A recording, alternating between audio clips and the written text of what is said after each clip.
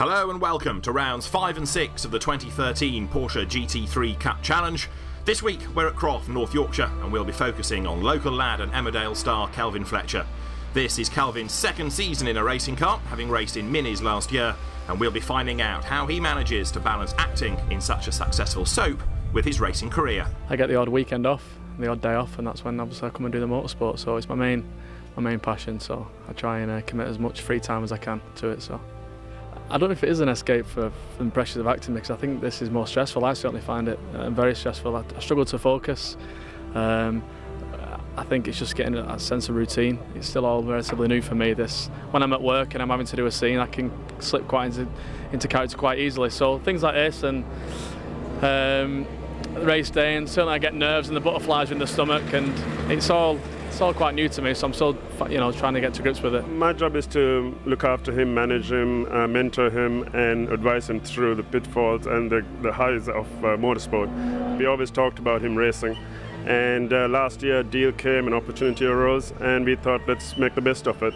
And he started racing, so it's his first year in GT3 Cup Challenge, and he's really enjoying it, and he's coming leaps and bounds. My dad always tells me funny little stories. I used to go to bed with a spanner when I was a toddler. So most kids go with a little teddy.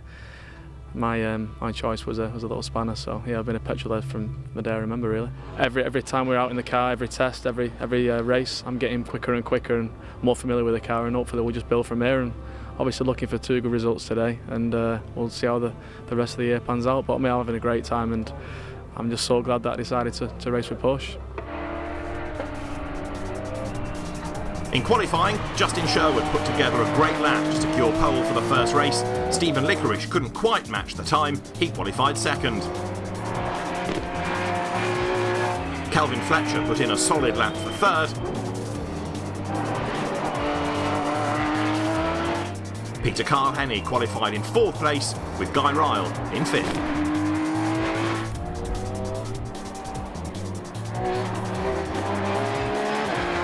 It was hot out there, but it was a matter of getting the time in while the tyres were fresh and not overheating. We're ready for race 1 here at Croft. Justin Sherwood on pole position, lights out, everybody away cleanly. Good start by Sherwood. Down towards Clervaux corner for the first time. Sherwood it is who leads the way. Stephen Licorice slops in behind him. Kelvin Fletcher goes third as they turn their way through Clervaux. And Stephen Licorice now trying to fend off Fletcher and go after the race leader.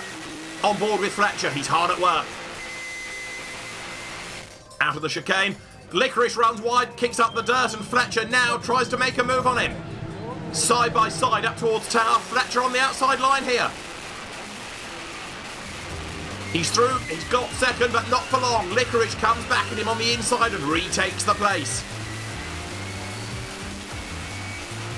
Fletcher looking for a way by. Up towards the end of the lap, pit boards go out, Sherwood leads the way. The Team Parker racing car up front, through its second place goes Stephen Licorice.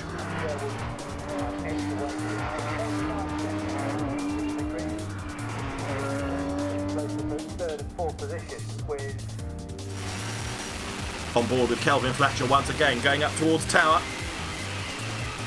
Peter Henny through on the inside. Fletcher loses another place, but straight away he tries to fight back.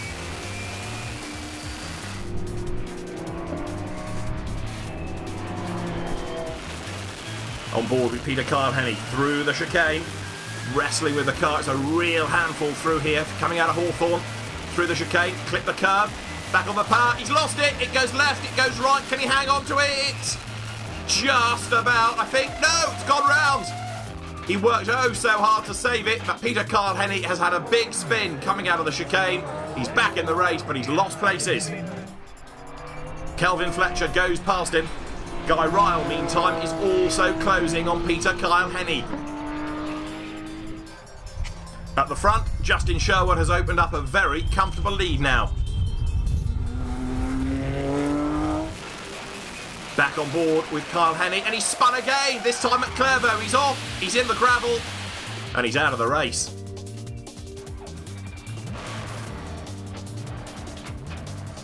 Justin Sherwood comes through to take the victory. Checkered flag wave for him. Stephen Licorice is set for second as he makes his way up to the line. And then behind him for third, it's going to be Kelvin Fletcher. Guy Ryle will take fourth, and Peter Kyle-Henny gets a DNF.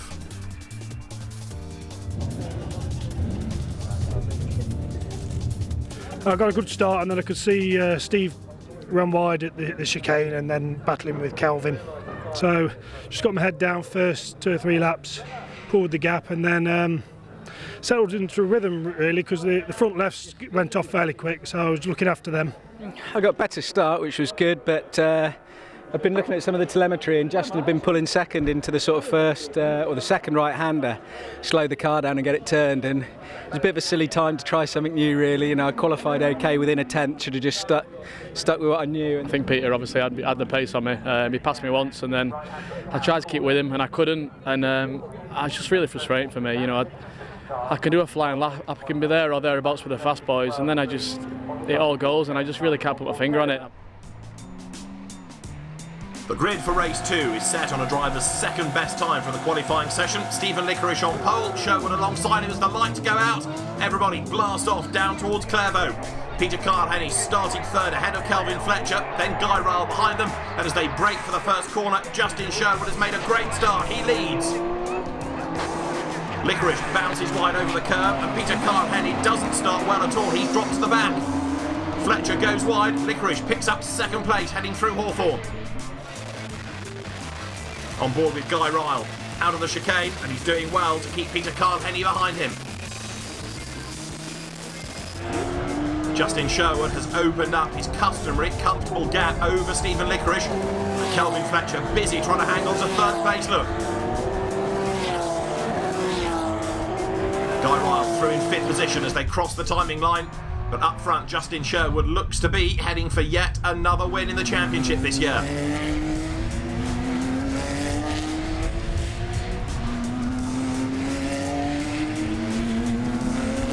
Peter Kyle-Henny looks to be struggling. He's falling away down the pack. Guy Ryle is ahead of him, coming out of the last hairpin, heading up towards the start and finish line. Peter Kyle-Henny behind him, but he's not being able to make much progress against Guy Ryle here. Ryle, with a clear view, crosses the line. Kelvin Fletcher hard at work. Guy Ryle behind, and then in 5th place, Peter Kyle-Henny. Justin Sherwood continues to dominate up front, and it looks as though victory is heading his way. The ex-Formula 3 racer, unstoppable. On board with Sherwood, out of the hairpin, up through the gears, heading for the line.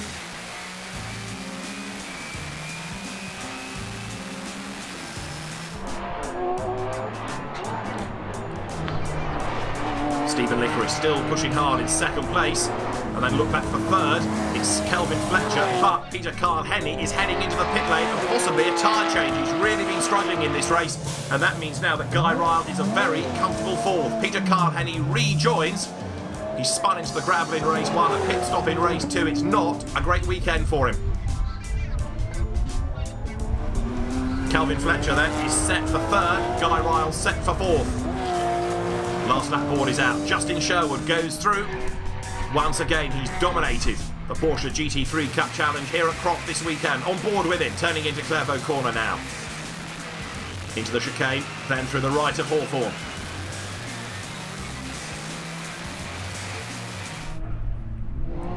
Peter Kyle-Henny, after the pit stop, back into the race.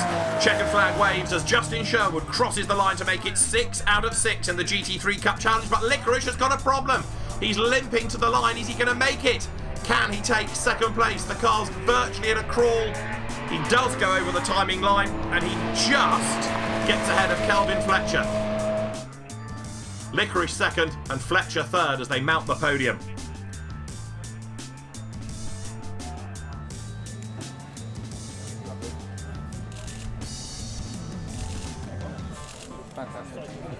Pretty much the same as before, just, you know, putting the laps in at the start when the tyres are fresh, and then trying to conserve them for the rest of the race really, and monitor the gap. As soon as I went out on the green flag lap, obviously we were very late getting the car together, and I could smell fuel inside the car, which was sort of slight worrying, so I'd planned my exit route fairly quickly all the way through the race. And then, you know, basically coming down out of the sunny in, sunny out, it started to stutter. So I declutched, drove through kept it on D-clutch and trying to restart it, and thought the only chance I've got is basically to try and roll over the line. Yeah, I got a great start. And then I think Steve ran wide on the first corner, turn 1, and I nipped him there, and then he got me back again on the on turn 2, and then I know Steve's a good second, quicker than me, and consistently as well. So I wanted to try and keep with him and get on his tail really. After 6 rounds, the Drivers' Championship is headed by Justin Sherwood, Stephen Licorice second, and equal third Guy Ryle and Kelvin Fletcher. Peter Kyle Henney is 5th, and Rob Boughton is 6th.